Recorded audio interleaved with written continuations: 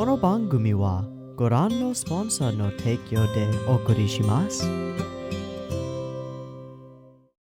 Alrighty, welcome everyone. I'm Teeaboo and I am here for Vinland Saga episode 12. Last time on Vinland Saga, we had a bit of an ambush and a successful extraction mission to get Canute away from some other forces, Thorkel's forces. Had a cool interaction between Thorfinn and Thorkel, where Thorkel was like, hey, mad respect for being the son of Thors and stuff. I'll fight you later. Have fun with Canute and stuff. And then they did. Brought him back and revealed his face, and now we have seen his face and still not heard him say anything. Kind of hoping we hear him say some things now. Please. I am so interested in this character, and I just keep getting tantalized by little bits and pieces about this character and not getting enough. So, really hoping that we find out some more about who Canute is, what he's about, what he's interested in, what his plans are, goals, motivations, dreams, hopes, aspirations, all of that stuff, any of that stuff, anything, just anything, please, something. I'm sure we will. In any case, we've got a setup for a future fight, a future conflict of some kind between Thorkel and Thorfinn. We'll see if we get to that. I assume that we probably will. And another successful mission undertaken by Thorfinn to do roguish things and kill big people with small knives and rescue Canute with absolutely no ulterior motives from Ashalad. None at all. No other reason. Just trying to be a really nice guy and get him back because that's the good right thing to do. Yeah, no, he's a bargaining chip and very little else, but he's also possibly somebody worth following for Thorfinn, somebody different for Thorfinn. So we're gonna have to see how this plays out. I'm not sure. I'm interested though. So that's about all I have to say here at the beginning. Let's go ahead and jump on into the episode. I have the episode up and ready to go. It is at 0 seconds. There will be two versions of this reaction video, a picture-in-picture version with a video up there, which you can find in the description, and a timer-based version up on YouTube. If you want to sync up your own copy of Vinland Saga episode 12 with the timer-based version on YouTube, you can do that. Just get it ready because there will be a beep-beep timer to count you up to 0 where we'll start the episode, and it'll be coming at you right about now. Man, that was fast.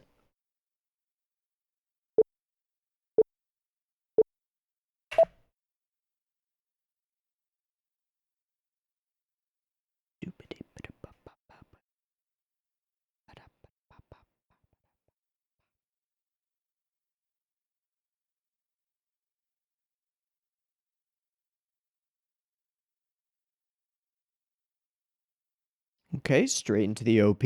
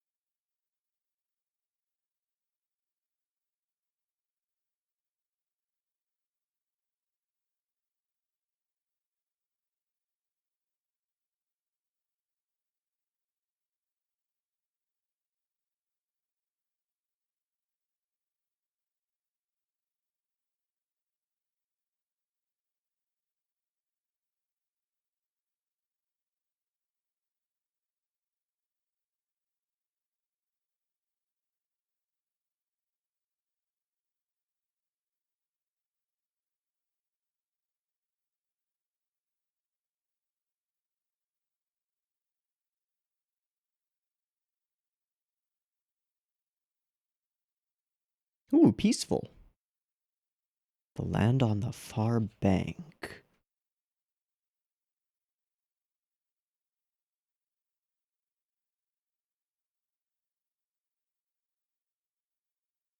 Oh, that's fully CG. That's a CG Ashalad. Huh.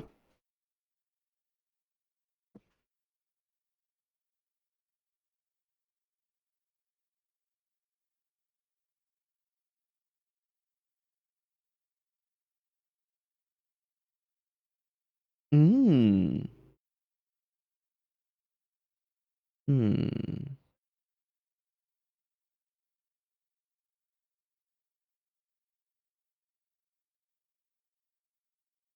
Where's your country? Oh, that's nothing. Hmm. We got that too.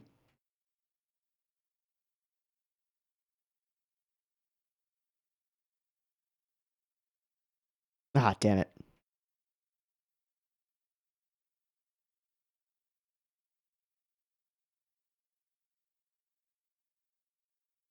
And which channel?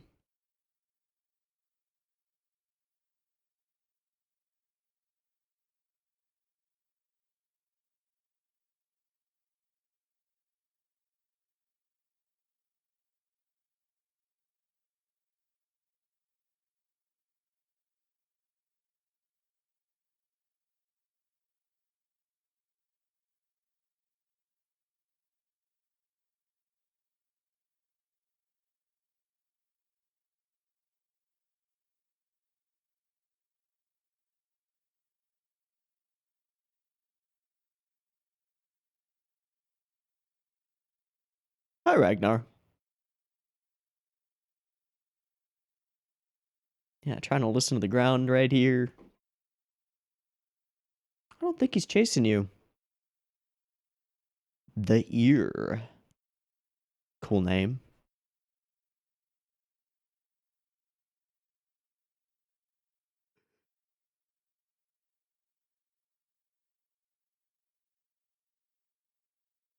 Oh, they are chasing.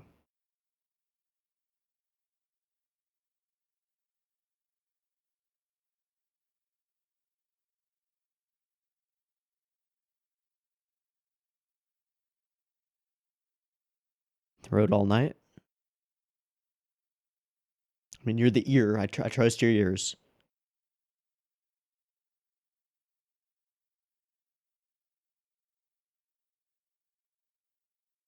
Hmm.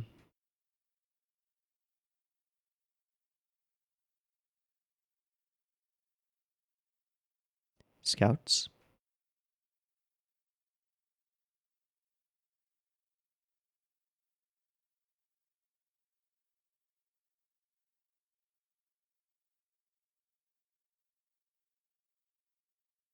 Yeah, we don't want to fight on their terms. Let's keep moving. Oh. Okay. Okay.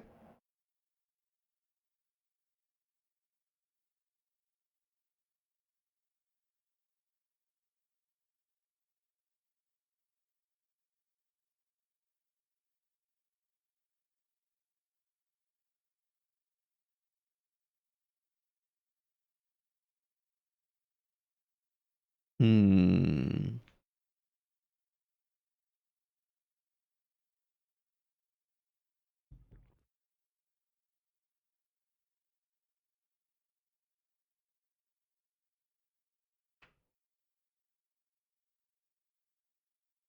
Hmm.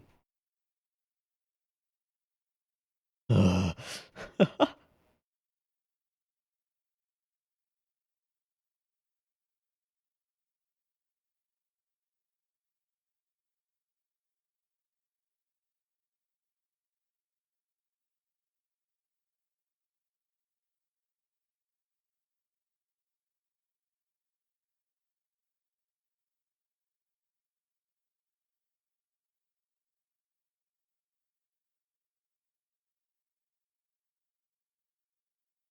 Oh, hi, Bjorn. What's up, buddy? Mm-hmm. Bjorn's such a good, like, right-hand man guy.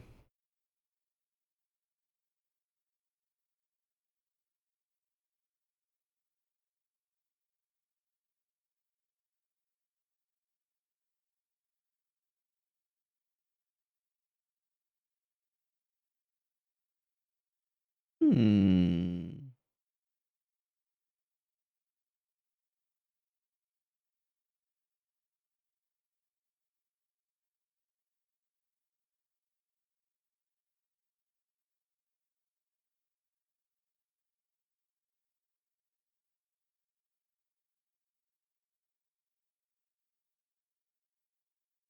So what did you think of Canute?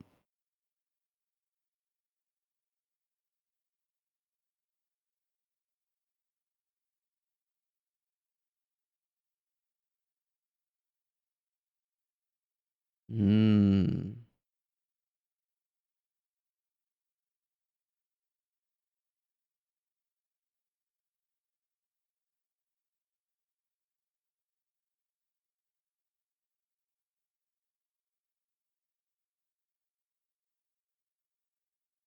What's rather cryptic, Ashalat?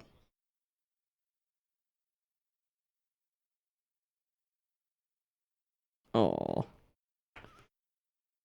Oh, waking up early. That sucks.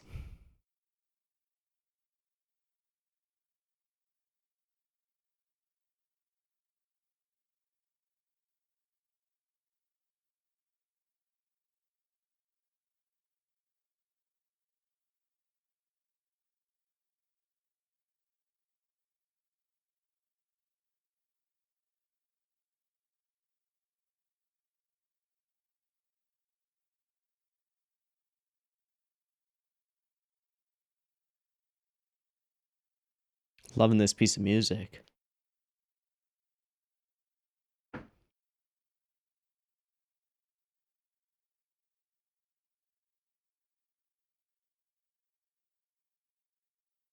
Hmm.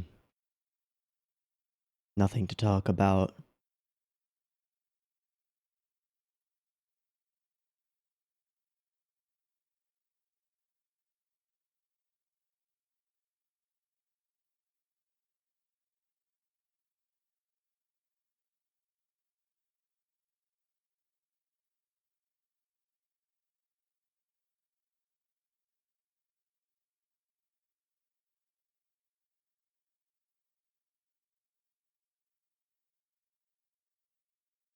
Hmm.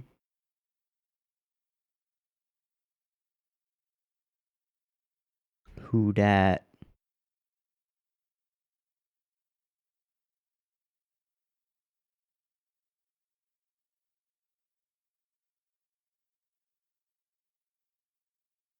Ominous. Whoa, those horns. Those are horns, right? That's awesome. The commander himself? Looks Roman. But Rome is gone.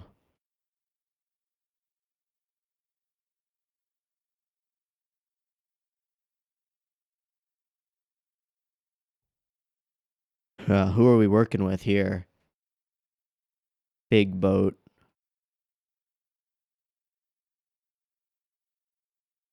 That also looks Roman.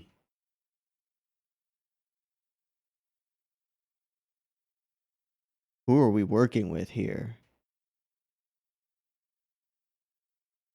Very strange flow to the pacing of this episode. Really enjoying it.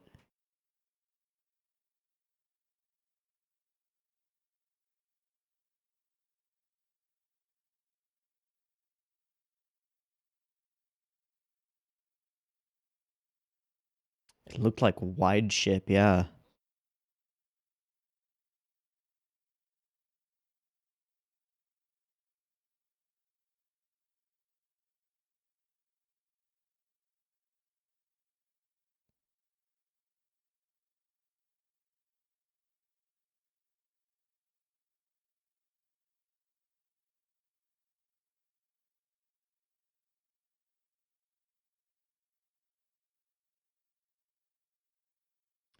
Please enlighten me.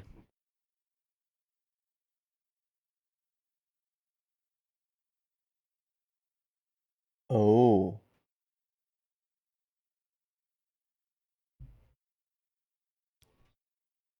So we've got help from the Welsh. Got some sheep, though.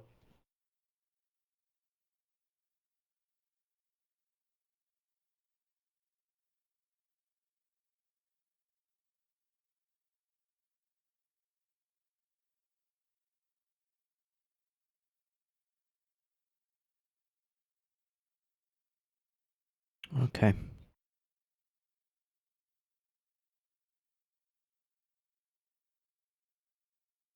Oh, big ships.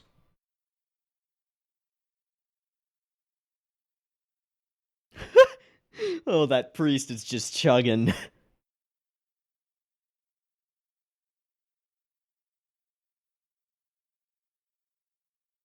Ah,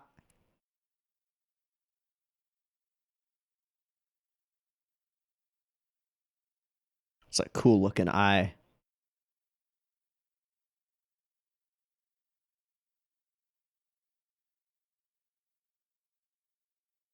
Okay.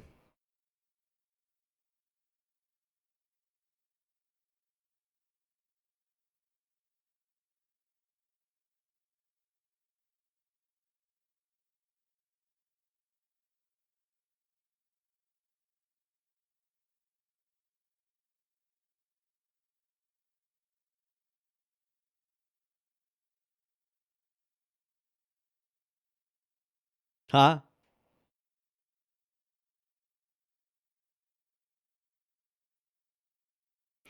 First thing he says. All right. How did that happen?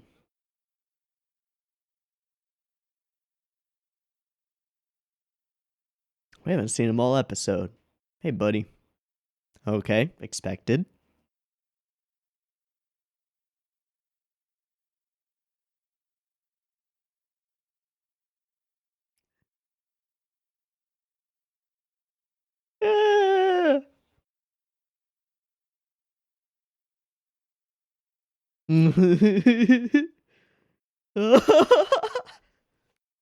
Aww.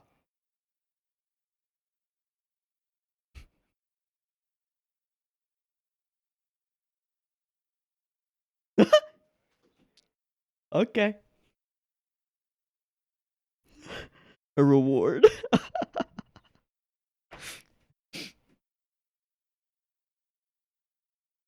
Hmm. A Roman name.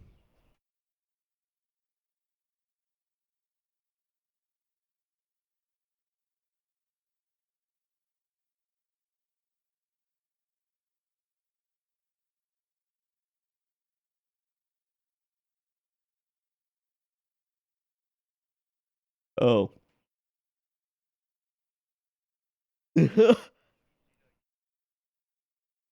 We'll see. His head went so far down. Favors.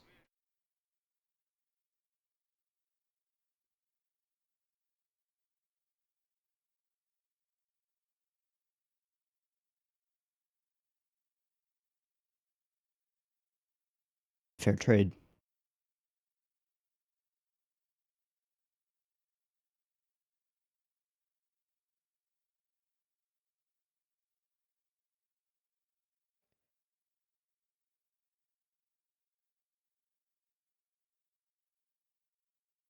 Nope.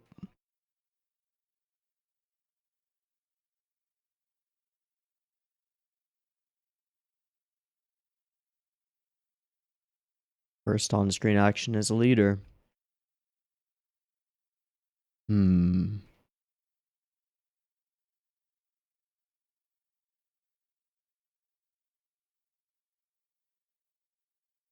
Cool it rag. Okay.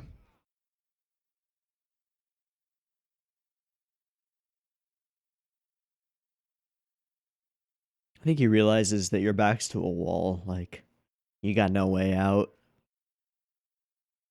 Oh, that landscape is awesome.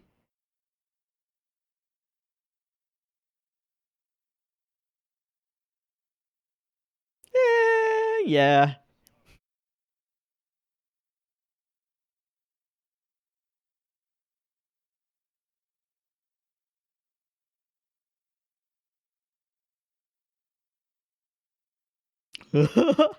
Get the guy.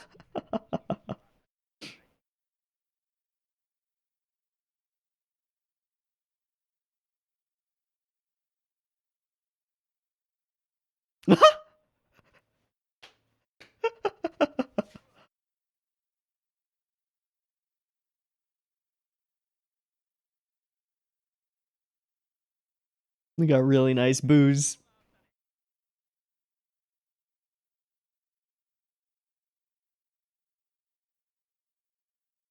Oh, the flakes. Ugh. Sweet.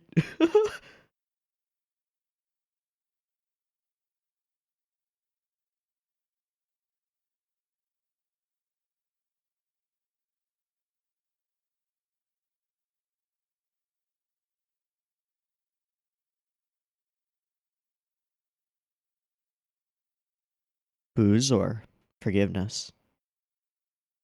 Oh.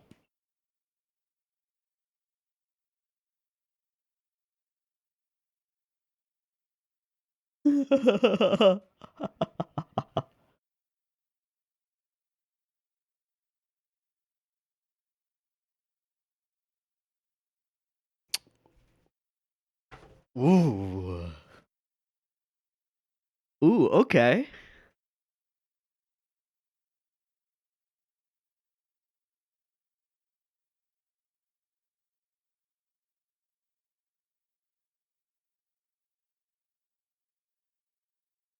But why does silver have more value than iron?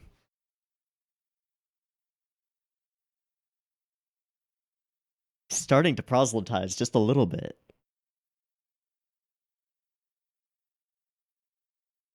That's a name.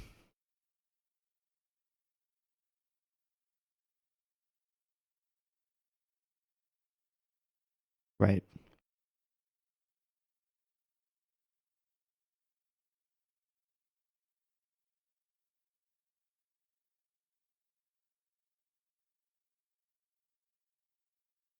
Simple.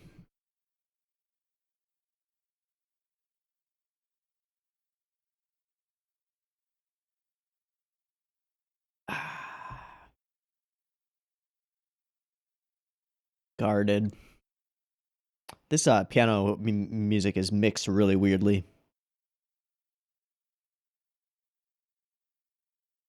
Hmm.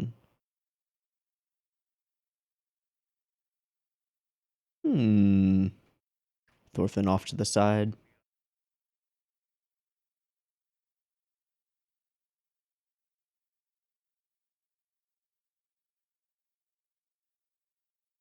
Hmm.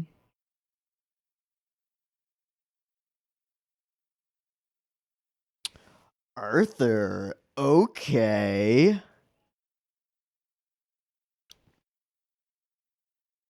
Canute would fit the Sword in the Stone narrative to an extent.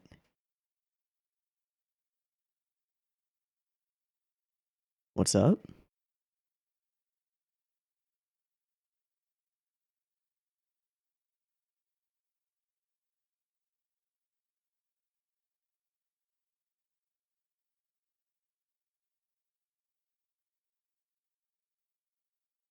I wouldn't trust that.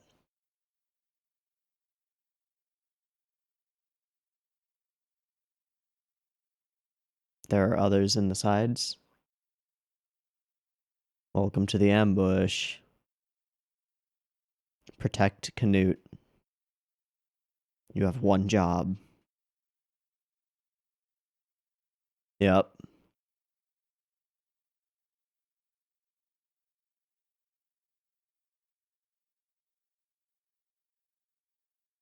That is a lot of archers. Another leaf on the wind. Oh.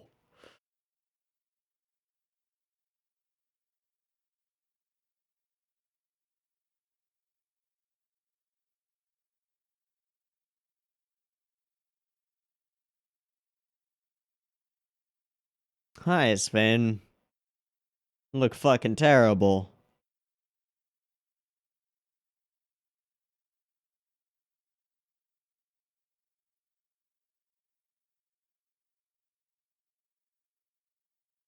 Is that Leaf? Is that? Oh, it just looks like.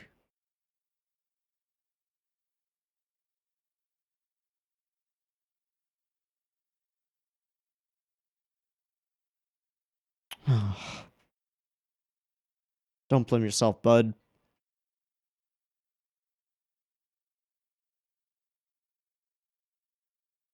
Whoa.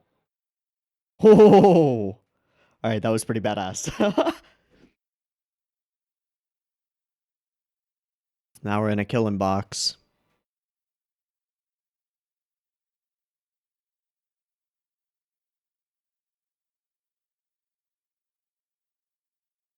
Oh, that is pretty cool.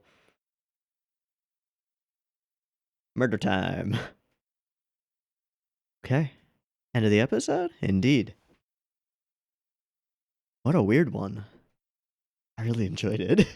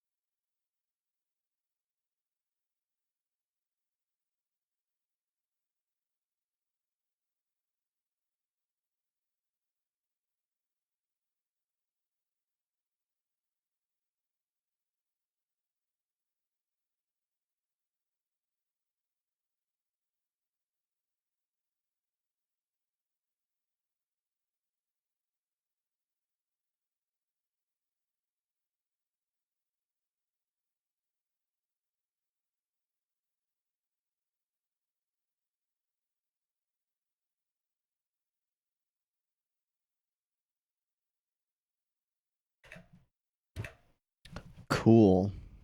Okay, so I said it a couple of times that I really enjoyed this episode and was enjoying it while it was going on, but I'm not quite sure how to express what it was about specifically the like flow of scenes into one another, especially during the first half of the episode.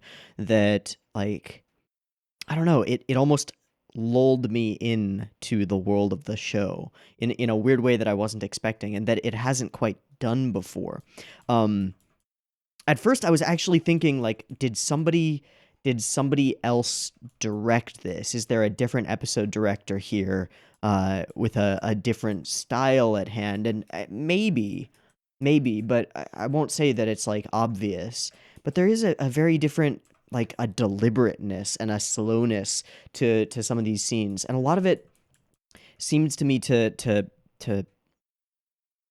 mm, I don't know if it's intentional or not, but it to me reads as an expression of the same feelings that these characters are going through as they're just marching and marching and marching, where every day feels the same and there's no progress, where you run out of things to talk about, and it's just sort of that slow, steady onward, onward, onward, with the only things that break it up being some of those things that we see, the ear listening, realizing who's there, who's where, and even with death hot on their heels, it's just a march, just an ongoing, never ending, quiet, sleepless but also tired and exhausted march. The conversations that Ashalot has with Bjorn, like first off, Bjorn is kind of just displaying why he's the second in command. He comes to Ashalot and is like, "Hey, the men are not doing super well right now. What's up, buddy? What are you thinking? What's the play? What's the plan?" He's kind of cool. I really like Bjorn. This sequence in particular is really interesting. I don't know. It feels. There's one scene where we see, yeah, just the shadows walking, and during this entire sequence we've got this like stringed instrument playing, I think.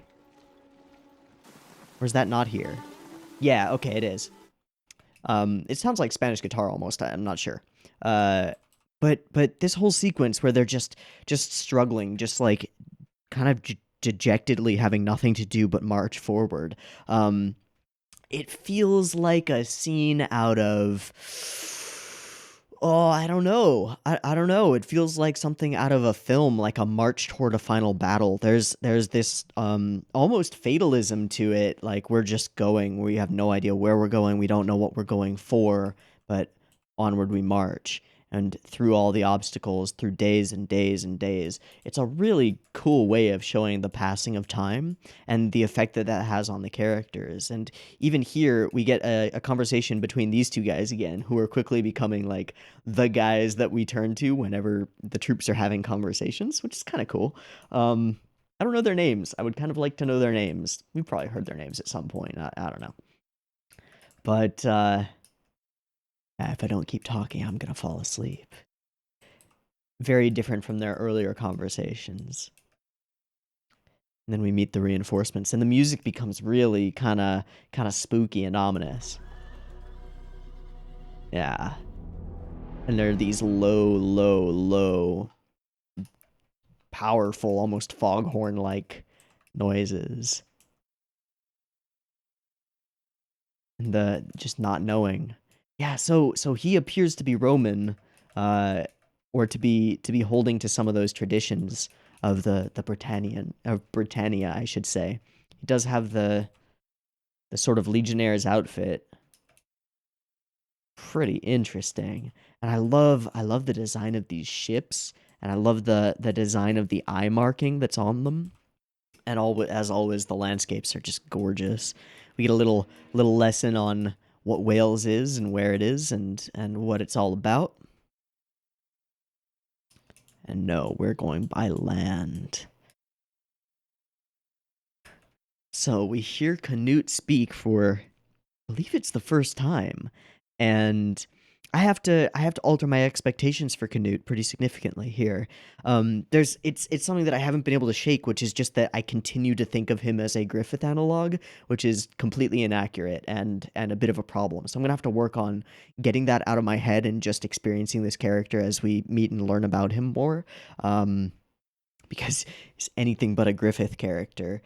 He strikes me now as a child, sheltered, without much understanding of the world or of the danger that he's in. And this first encounter with death and destruction around him could be a really interesting one. So we've got immediate animosity, at least from Thorkel's end, or from Thorfinn's end, toward Canute, which kind of makes sense, you know? Thorfinn is a kid who had an okay childhood and stuff, but then lost everything and has had everything just like destroyed around him and cares about nothing but vengeance anymore, and now he's saddled with this like useless girly boy who can't fight and is just a problem. Yeah, of course he's going to be a little bit pissed. You're just an obstacle to him getting what he wants until he's given the option of like, yeah, fine, I'll give you a duel. Here's a dog treat, Thorfinn. There we go. All right, go protect Canute. We'll see, man. I don't know. I get the feeling like we're building to something like a big change. I don't know. There's an ominousness to this whole encounter and this whole like lead up. I love this guy's face. Sorry, super like just kind of scattered in the speaking stuff right now. Okay, I want to see the scene where Ragnar gets real mad. Is it here? Yeah, it's right here. Huh? Huh? Uh-uh.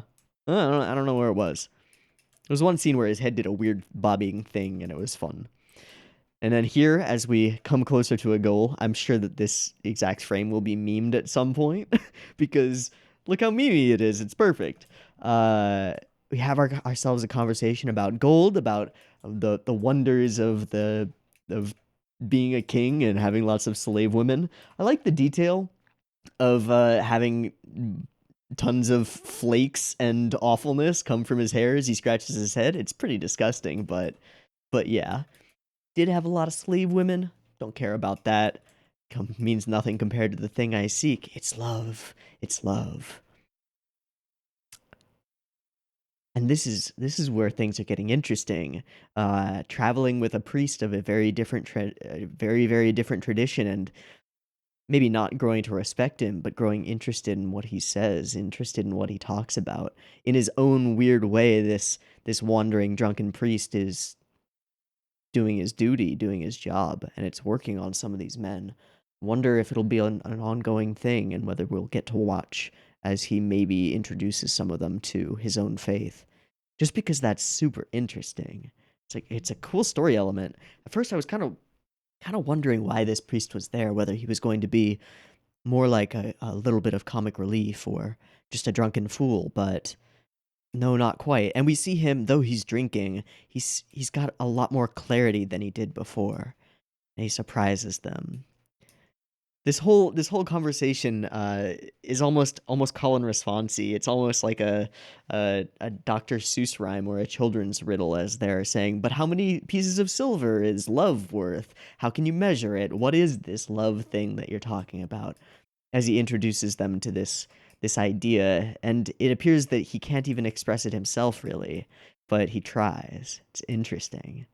Without love, everything else is so useless. Ah. But then I want to hear more. Interesting. So we begin to enter a kingdom, and there is an ambush. The more you fall for a man, the less things go how you want. So this, bringing up the legend of Artorias' return. And the sword and the stone. Wow, I did not expect to have that kind of an element brought into the story. I'm kind of excited that it has been brought into the story. I'm wondering if it will remain as just legend in the background, or if we are going to find ourselves an Arthur character.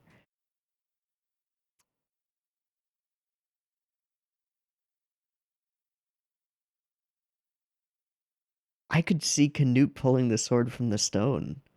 I could actually see that. I don't know. I don't know. I don't want to conjecture about it, but I could see that. Because Canute has this gentleness about him that makes me think that he could be a very different kind of leader. Given a little bit more experience and a bit of understanding of the alternative, I feel like it's possible. And I'm excited to see how it plays out. Yeah, so we've got the ear, we got some whispers. Get these guys totally looking trustworthy, hand on a pommel. Yeah, alright. Nope, there is something wrong here. Uh-huh. Uh-huh. But it doesn't seem that this is Thorkel's doing. Thorkel's still traveling with his crew. Grins, and then we cut through to Swain, who looks horrifying, and a large army of what I assume are Jomsvikings, which are horrifying. And then we come back after all this time to Leif. Huh. Who sees a sort of a specter of Thorfinn, and a reminder of his own guilt.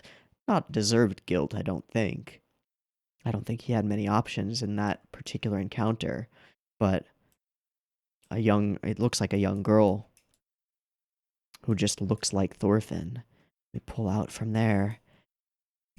Ashlot does a really cool jump off a horse maneuver. Also, the death throws of this horse are amazing looking. This is really cool. Whoosh, everybody preps for battle. I like this shot as well. This slow turning, looking at all the men up there in the hills, readying their bows. Very cool.